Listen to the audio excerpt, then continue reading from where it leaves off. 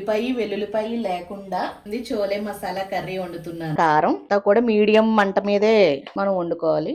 ఉప్పు సరిపడగా, కారం మాడిపోతే మనకి టేస్ట్ మారిపోద్ది. ఆయిల్ పైకి వచ్చిందండి చూడండి. ఇప్పుడు చోలే వేసేసుకోవాలి. నూనె పైకి వస్తుంది. కొంచెం కొత్తిమీర వేసుకుని. హాయ్ అండి, welcome to me Manu channel. ఇవాళ ఉల్లిపాయ వెల్లుల్లిపాయ లేకుండా చోలే మసాలా కర్రీ వండుతున్నాను. బండి పెట్టుకున్నాను. నూనె వేసుకొని కొంచెం మసాలా దినుసులు అన్నీ కూడా వేసుకోవాలి. బిర్యానీ ఆకు, చిక్క, మిరియాలు, ఇలాచి, లామ్ మొగ్గలు, జీడిపప్పు, అల్లం వేసుకొని కొంచెం వేగిన తర్వాత మిగతాయి వేస్తాను.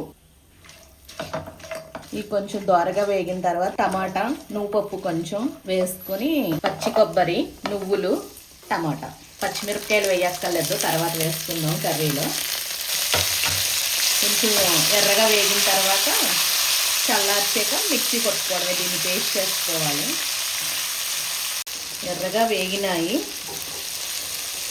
స్టవ్ ఆఫ్ చేసేసుకొని కొంచెం చల్లారిన తర్వాత మిక్సీ పెట్టుకొని పేస్ట్ చేసుకోవడమే. చోలిగా ఉడికిపోయినాయి. అవి కూడా చల్లారిన తర్వాత మనం కర్రీ చేసేసుకుందాం. కొంచెం ఆయిల్ పోసుకుని కొంచెం కారం ఎక్కువ మాడకూడదండి, చూసుకోవాలి.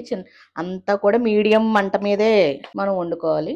ఉప్పు సరిపడగా, ఉప్పు కర్రీకి సరిపడంత, కొంచెం పసుపు, 1 స్పూన్ గరం మసాలా, చిన్న టేబుల్ స్పూన్, లైట్గా కొంచెం ఆయిల్ ఇది వేగుతుంది అనగానే మళ్ళీ కారం మాడిపోతే మనకి టేస్ట్ మారిపోద్ది. ఇలా వేయగానే మనం ఇందాక పేస్ట్ చేసుకున్న ఇదంతా పోసేసుకోవాలి.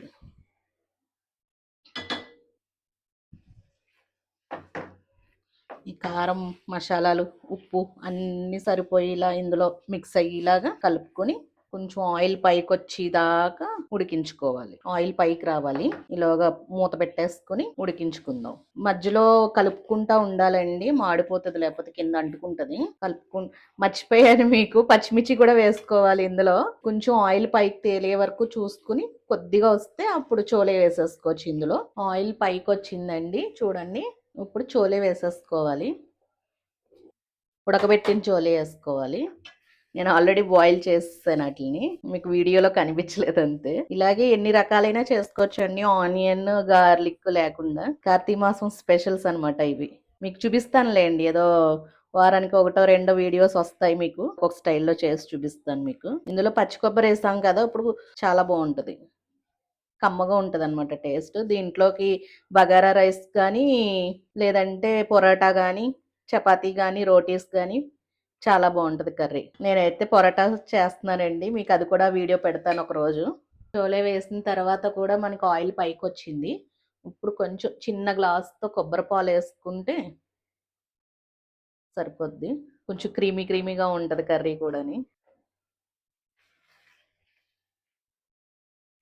ఇది కొంచెం దగ్గరికి వచ్చేసి మళ్ళీ కొంచెం ఆయిల్ పైకి వచ్చేసాక మనం దించేసుకోవచ్చు. వేసుకునే వాళ్ళు మసాలా పొడి గట్టా వేసుకుంటారండి ఇంకాని, కానీ సరిపోతుంది. మనం గరం మసాలా వేసాం కదా.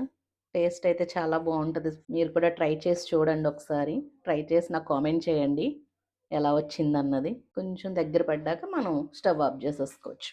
నూనె పైకి వస్తుంది. కొంచెం కొత్తిమీర వేసుకుని ఒక 5 మినిట్స్ ఆగి బటర్ వేసుకుంటే పైన చాలా బాగుంటుంది. బటర్ వేసేయండి, చాలా బాగుంటుంది. బటర్ లేకపోతే నెయ్యి కూడా వేసుకోవచ్చు, అది ఇంకా బాగుంటుంది. బటర్ ఉన్న వల్ల బటర్ వేస్తాను నేను. ఈ వీడియో మీకు నచ్చినట్లయితే లైక్ చేయండి, షేర్ చేయండి, సబ్స్క్రైబ్ చేసుకోండి. Thank you.